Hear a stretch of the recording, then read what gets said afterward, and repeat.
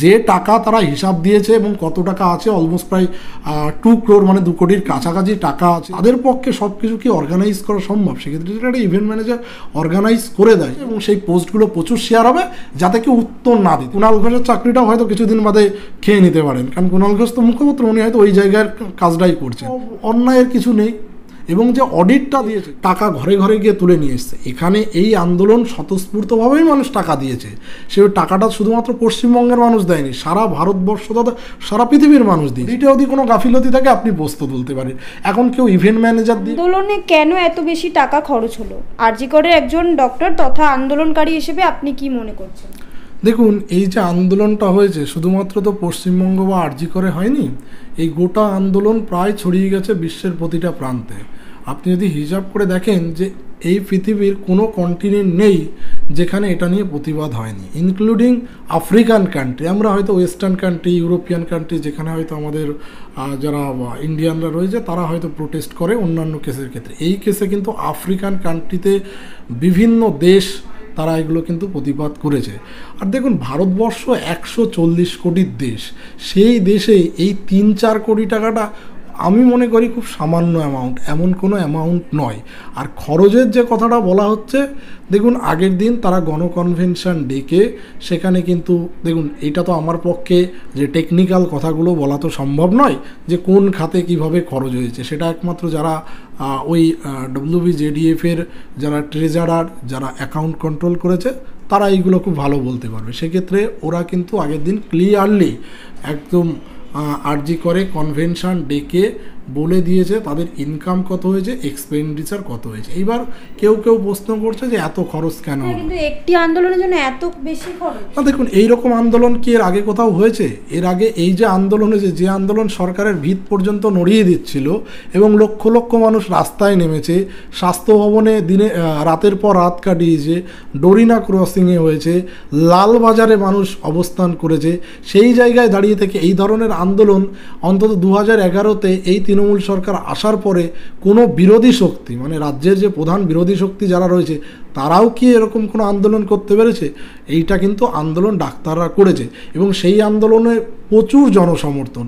এবং দেখুন, সেই জায়গায় খরচ তো হবে, লজিস্টিক সাপোর্ট একটা বড় ব্যাপার।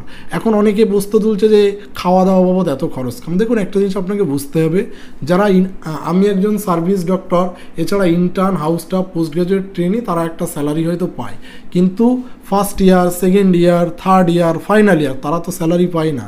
এবং এই আন্দোলন কি সেই সময় বেশিরভাগ সময় রাস্তায় ছিল এবং তাদেরকে আজকে কখনো ডোরিনা ক্রসিং, কখনো লালবাজার, কখনো ওই স্বাস্থ্য ভবন, এই সমস্ত জায়গায় তাদের বিভিন্ন সময় ম্যাজট্রে করে যাওয়া, তারা সেখানে থাকছে, তারপরে একটা প্রাকৃতিক দুর্যোগ, সেই রকম অবস্থায় যেমন লজিস্টিক, ফুডিং, সমস্ত কিছু, তাছাড়া যেরকমভাবে আন্দোলন সংগঠিত হয়েছে সেই আন্দোলনে খরচ হবেই, এটা অস্বীকার করা যায়। আন্দোলন যত বড়, যেখানে আপনার লক্ষ লক্ষ কোটি কোটি মানুষ রাস্তায় নেমেছে, সেই জায়গায় দাঁড়িয়ে থেকে খরচ কেন হবে না? খরচ হওয়াটা স্বাভাবিক। আর যারা এইটা নিয়ে বিতর্ক করছে, বিতর্ক কারা করছে? যারা ডোনেশন দিয়েছে তারা কি আদেও প্রশ্নগুলো তুলেছে? প্রশ্ন তো তুলছে এই সমস্ত লোক যারা দিনের পর দিন কুৎসা চড়ায়। আজকে আপনি হয়তো জানবেন যে রাজু ঘোষ নামে যে তৃণমূলের সমর্থক, যিনি একটা মামলা দায়ের করেছিলেন, তার বেসে জেডিএফের বিভিন্ন ডক্টরকে হ্যারাসমেন্ট পর্যন্ত পুলিশ করেছিল এবং তাদের ডেকে বিভিন্ন জিজ্ঞাসাবাদ করেছে। আজকে কিন্তু বিধাননগর মহকুমা আদালত, আমি লাস্ট খবর যেটুকু পেলাম, সেই মামলা খারিজ করে দিয়েছে। এরপরেও আর কত কুৎসা চড়াবে? এবং আমার কোনো অংশে মনে হয়নি, কারণ তারা যেভাবে বলেছে। আরেকটা জিনিস বলবো, যে যারা এই ধরনের কুৎসা চড়াচ্ছে, আমি তাদের কথাই বলবো যে তারা কিন্তু এগুলো তাদের প্রোপাগান্ডা বা এজেন্ডা চালাচ্ছে, তার বাইরে কিচ্ছু নয়। মানুষের স্বতঃস্ফূর্ত আন্দোলন কি তাহলে ছিল না? মানে এই আন্দোলন কি তাহলে ইভেন্ট ম্যানেজমেন্টের মধ্য দিয়ে হয়েছে? মানে এত বেশি খরচ? মানুষের আন্দোলন স্বতঃস্ফূর্ত, ডোনেশনটাও স্বতঃস্ফূর্ত, কেউ তো বাড়িতে গিয়ে নিয়ে আসেনি। আমাদের রাজ্যে 26,000 এই যে চাকরি চলে যাচ্ছে, সেখানে এত এখন যোগ্য অযোগ্য, এটা সরকারি পরীক্ষায় যোগ্য অযোগ্য নিয়ে আলোচনা হচ্ছে। এটা কি হওয়ার কথা? তার মানে একজন শিক্ষামন্ত্রী জেলে আছে, একজন খাদ্যমন্ত্রী জেলে ছিল, শেখ শাহজাহান জেলে আছে এখনও, তো এই যে ব্যাপারটা, মানুষদেরা তো এই যে টাকা ঘরে ঘরে গিয়ে তুলে নিয়ে এসছে, এখানে এই আন্দোলন স্বতঃস্ফূর্তভাবেই মানুষ টাকা দিয়েছে। সে টাকাটা শুধুমাত্র পশ্চিমবঙ্গের মানুষ দেয়নি, সারা ভারতবর্ষ তথা সারা পৃথিবীর মানুষ দিয়েছে। এবার আপনি ইভেন্ট ম্যানেজমেন্ট বলছেন, আমি একজন ডক্টর আরজি করে বলতে পারি, এর আগে তো স্টুডেন্ট ছিলাম। তো শুধু আরজি কর বলে নয়, আপনি যদি প্রতিটা মেডিকেল কলেজ, প্রতিটা ইঞ্জিনিয়ারিং কলেজ ভাবেন, প্রতিটা কলেজেই দেখবেন ফেস্ট হয়েছে। বা আপনি একজন জার্নালিস্ট হিসাবেও বলতে পারি, আপনারা যে কলেজ থেকে পড়াশোনা করেছেন জার্নালিজম মাস কমিউনিকেশন, আপনাদের সেখানে একটা ফেস্ট হয়। সেই ফেস্ট করে কারা? ইভেন্ট ম্যানেজার করে। এবার সেই ইভেন্ট ম্যানেজমেন্ট কোম্পানি যদি করে, তাদের ক্ষতি কী? সেখানে টাকা দেওয়া হয়েছে এবং তারা খুব ভালোভাবে অর্গানাইজ করেছে। আর দেখুন, সেখানে হচ্ছে লোকাল ডেকোরেটার্স, লোকাল যারা লোকজন থাকে, ডে লেবার থাকে, তাদের দিয়ে করানো যেতে পারত। কিন্তু আপনি হয়তো মনে রাখবেন যে খাট আনতে গিয়ে ভ্যানওয়ালাকে থানায় তুলে নিয়ে চলে গেছে, যাতে সেই জায়গায় এবং বাঁশ বাঁধতে বাধা দেওয়া হচ্ছে। এই যে সমস্তভাবে হ্যারাসমেন্ট করা হয়েছে, যারা যারা হেল্প করতে গেছে সমস্ত তাদেরকে কিন্তু শাসক দলের পক্ষ থেকে পুলিশি হ্যারাসমেন্ট করেছে এবং তারা করতে পারেনি। এখন দেখুন, সেই মতো অবস্থায় স্বাস্থ্য ভবনে আপনারা দেখবেন যে প্রাকৃতিক দুর্যোগ চলেছে। সেই প্রাকৃতিক দুর্যোগে মানুষ তাঁবু নিয়ে মাথার উপরে আছে, বৃষ্টিতে ভিজেছে, আমি নিজেও ভিজেছি। দিনের পর দিন কারো জ্বর এসছে, কারো ইয়ে হয়েছে, তখন বাধ্যতামূলক কিছু করার নেই। সেখানে বিভিন্ন জায়গায় আশেপাশের হয়তো কোনো জায়গায় গিয়ে আশ্রয় নিতে হয়েছে। তো সেই জায়গায় ইভেন্ট ম্যানেজার খুব ভালোভাবে সেটাকে ম্যানেজ করে দিয়েছে। তো সেখানে তো ভুল কিছু নেই। আমরা যদি একটা হসপিটালে ফেস্ট ম্যানেজ করতে গিয়ে সেখানে যদি ইভেন্ট ম্যানেজারকে ডাকা হয়, এখানেও ম্যানেজ করেছে, টাকা দেওয়া হয়েছে, টাকার ট্রান্সপারেন্সি থাকলেই মিটে গেল। সেখানে ইভেন্ট ম্যানেজমেন্ট করুক আর অন্য কোনো লোকাল লোক করুক, এতে তো অন্যায়ের কিছু নেই। এবং যে অডিটটা দিয়েছে, সবশেষে বড় ব্যাপার হচ্ছে একটা অডিট হলে সে অডিট পারফেক্ট আছে কিনা। অডিটে যদি কোনো গাফিলতি থাকে আপনি প্রশ্ন তুলতে পারেন। এখন কেউ ইভেন্ট ম্যানেজার দিয়ে করাবে না ইন্ডিভিজুয়াল পার্সন দিয়ে করাবে? আগেকার দিনে আমি আমার গ্রামের দিকে বাড়ি, সেখানে দেখা যাচ্ছে যে লোকাল একজন রাঁধুনি রান্না করে, সেখানকার লোকাল ক্যাটারার থাকে, আলাদা আলাদা সব কিছু প্যান্ডেল করে এখন। কিন্তু দেখা যাচ্ছে যে এখনও গ্রামের দিকে ছড়িয়ে গেছে যে একটা অর্গানাইজেশন হাতে তুলে দেওয়া হচ্ছে, তারাই রান্না করছে, তারাই প্যান্ডেল বেঁধে দিচ্ছে, তারাই সব কিছু করছে। তো মানুষ এখন যেন টেকনোলজির যুগে সমস্ত জিনিসটাই করছে। আর সেই সময় একটা বিভিন্ন হ্যাপাজার্ড মানুষ এবং যারা জেডিএফ ছিল বা অন্যান্য যারা ছিল, তারা সবসময় রাস্তায় বসে আছে, তাদের পক্ষে সব কিছু কি অর্গানাইজ করা সম্ভব? সেক্ষেত্রে যদি একটা ইভেন্ট ম্যানেজার অর্গানাইজ করে দেয়, এতে আমি অন্তত কোনো ভুল বা কোনো অন্যায় দেখেছি বলে আমার অন্তত মনে হয় না। স্বাস্থ্য ভবন অভিযানে 17,95,000 টাকা খরচ হয়েছে। একটা স্বাস্থ্য ভবন অভিযানেও এত টাকা খরচ, কি বলবেন? দেখুন, এই অ্যাকিউরেট এই যে হিসাবগুলো, এগুলো তো তারা পুরোপুরি বিল তাদের কাছে আছে, চার্টার্ড অ্যাকাউন্ট্যান্ট এগুলো ইন্টারিম অডিট পেশ করেছে। স্বাস্থ্য ভবনে আমি নিজে যে কদিন গেছি, একদম ফ্র্যাঙ্কলি বলতে পারি, সেখানে যে হারে লাখ লাখ মানুষের ঢল এবং সেই জায়গায় 24 ঘন্টা রাউন্ড দ্য ক্লক প্রোগ্রাম চলেছে। এই প্রোগ্রাম চলেছে বলতে প্রতিবাদ সভা। তো সেই জায়গায় দাঁড়িয়ে শুধুমাত্র যে ডাক্তাররা ছিল তা তো নয়, নন মেডিকেল ছিল, অন্যান্য লোক ছিল, তাদের খাওয়া দাওয়া, তাদের লজিস্টিক। তো এতদিন আন্দোলন চললো, 17 লাখ টাকা খরচ হবে, এতে অবাক হওয়ার কী আছে? আমি অন্তত অবাক হওয়ার কিছু দেখছি না। এইবার যারা বলছে যে এইগুলোতে কোনো ভুল হয়েছে, তাহলে তারা ওই যে রাজু ঘোষ যেমন কেস করেছিল, তারা করতে পারে। আদালত খারিজ করে দিয়েছে, তারা আদালত কিছু ভুল পায়নি। আমি যতদূর, এখনও জাজমেন্ট কপিটা আসেনি, কিন্তু আমি যেটুকু নিউজে দেখতে পেলাম, তাতে আদালত অলরেডি মামলাটা খারিজ করে দিয়েছে।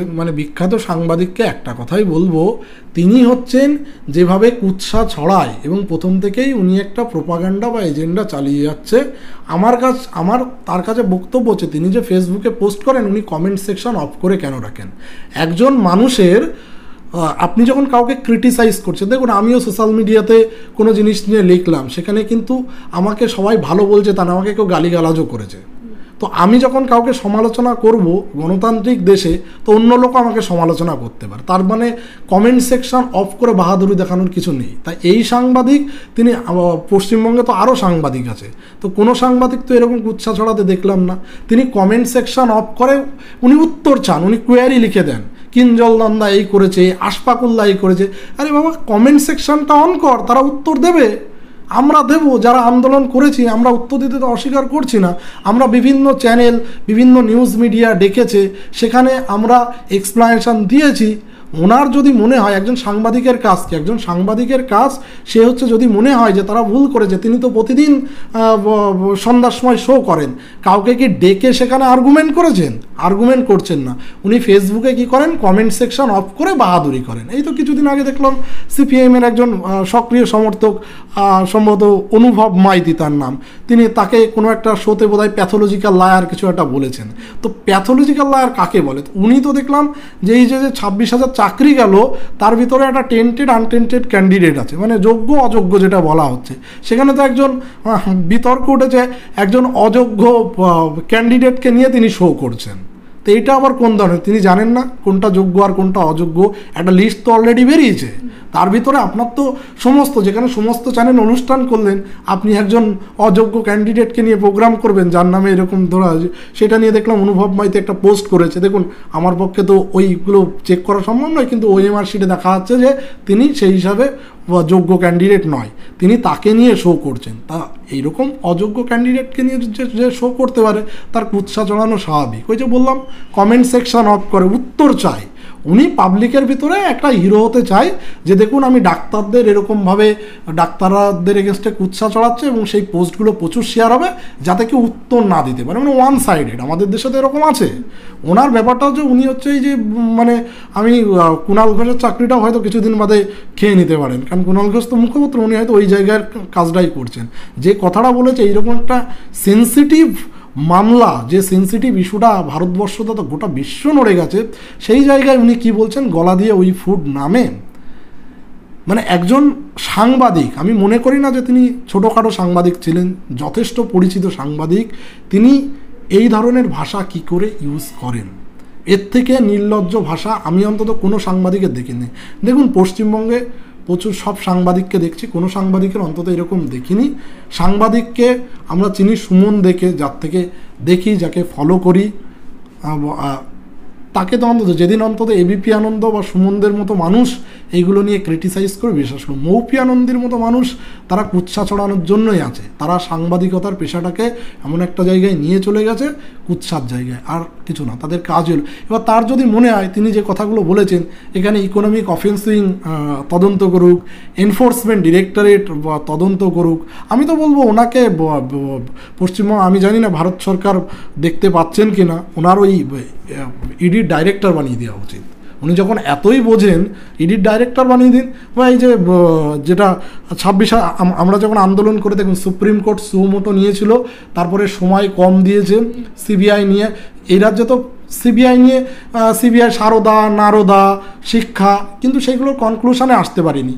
তো অভয়ের ক্ষেত্রেও আমাদের একটা ক্রিটিসাইজ করেছি, এটা আমাদের সাংবিধানিক অধিকার, যে কোনো মানুষ করতে পারে। উনি সেখানে কি বলছেন, উনি বলছেন যে এরা পুলিশ মানে না, এরা সিবিআই মানে না, এরা চাইটা কি, এরা কি এরপরে ইন্টারন্যাশনাল কোর্ট, এই ধরনের কথাবার্তা ইউজ করেছেন। অথচ যখন 26,000 লোকের চাকরি গেল, তখন মনে হচ্ছে যে উনি এই ব্যাপারে খুশি নয়। মানে এই রাজ্যে সিবিআই তদন্ত করে শাসক দল কোনোটাই খুশি নয়, উনিও খুশি নয়, শুধু একটা ব্যাপারে খুশি হয়েছে, অভয়ের তদন্তে।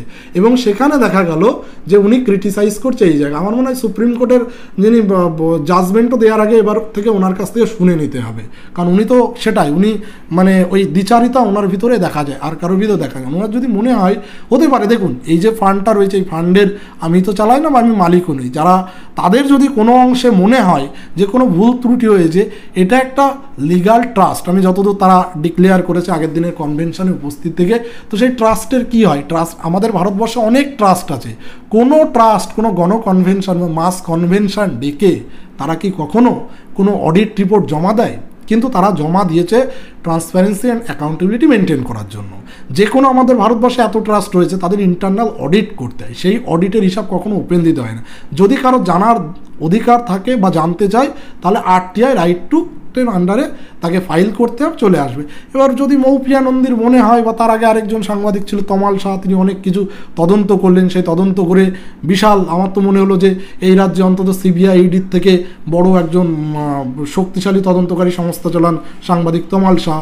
এই যে বিভিন্ন তদন্তগুলো যে সম্পূর্ণ হচ্ছে না, অন্তত তমাল শাহর হাতে দিয়ে দেওয়া উচিত, তাহলে অন্তত এই 26,000-এর ভিতরে যে টেন্টেড আনটেন্টেড ক্যান্ডিডেট খুব সিলেকশন করতে পারছে না, উনি তদন্ত করে দিতে পারবেন, এইটা করে দিতে পারবেন। কিন্তু মুশকিলটা হচ্ছে কি বলুন তো, আমাদের এখানে যে ডোনেশনের টাকা নিয়ে পাবলিকের কি কোনো ক্ষতি হয়েছে?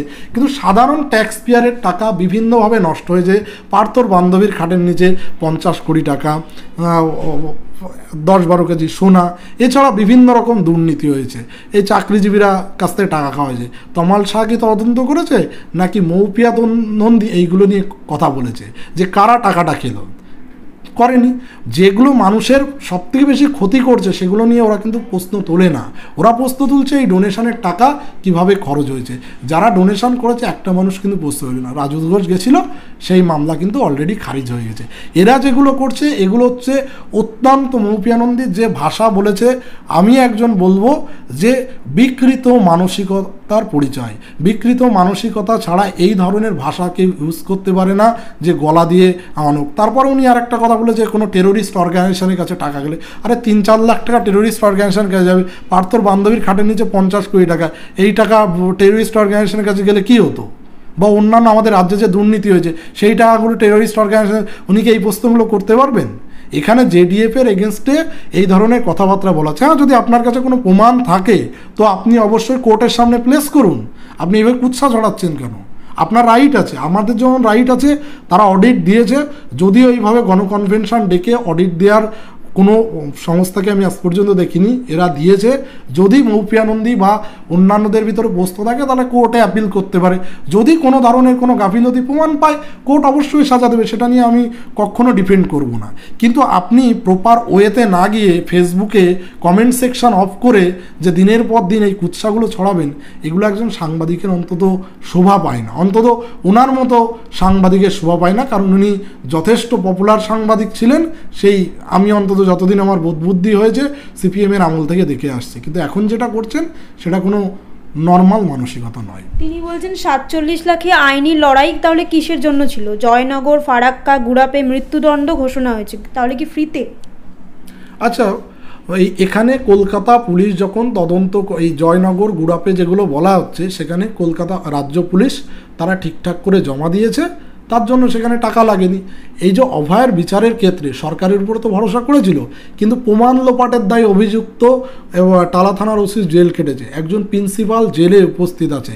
তো তার মানে প্রথমেই তো তদন্তে মানে যে সমস্ত কাণ্ড কারখানাগুলো করেছে এরা, আমাদের তো কলকাতা পুলিশের উপরে ভরসা নেই বলেই এই সিবিআই চাওয়া হয়েছিল বা আমরা আবেদন করেছিলাম, এবং পরবর্তীকালে মামলাগুলো আসে। এবং রাজ্যে যেহেতু একটা সিচুয়েশান ক্রিয়েট হয়েছে, সুপ্রিম কোর্টে মামলা গেছে, তো সেক্ষেত্রে আইনি লড়াই করার জন্য তো টাকা লাগবেই।